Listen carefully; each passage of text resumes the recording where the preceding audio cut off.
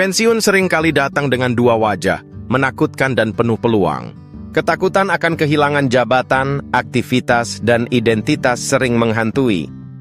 Namun di balik ketakutan itu ada kesempatan luar biasa untuk memandang ulang hidup.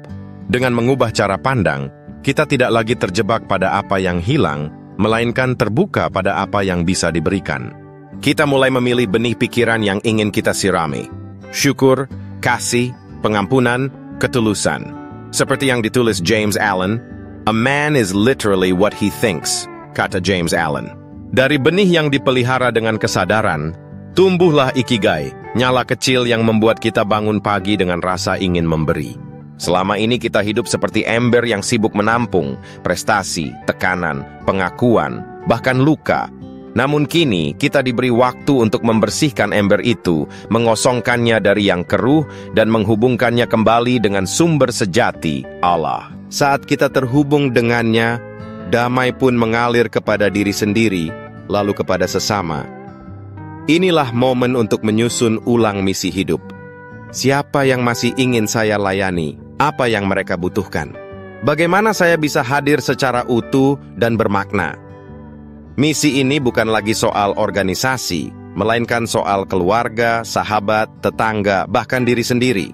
Karena misi sejati tidak selalu harus besar, tapi harus jujur. Kita semua akan pergi. Yang tertinggal bukan gaji, bukan jabatan, bukan portfolio. Yang tertinggal adalah jejak.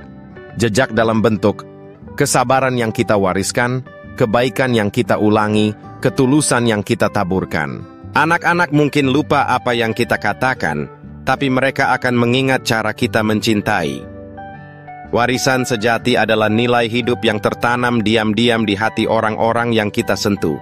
Dan itu bisa dimulai hari ini, bukan nanti. Kita tak harus menunggu mati untuk meninggalkan sesuatu yang hidup.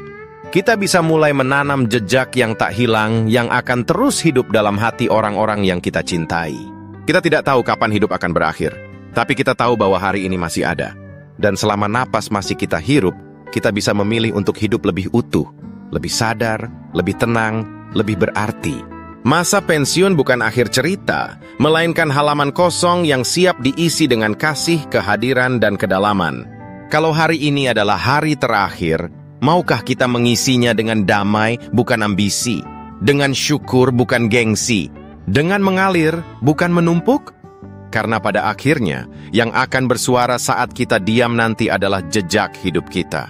Dan jika suara itu berkata, "Aku telah hadir, aku telah mencintai, aku telah hidup," maka kita bisa mati dengan senyum tanpa penyesalan.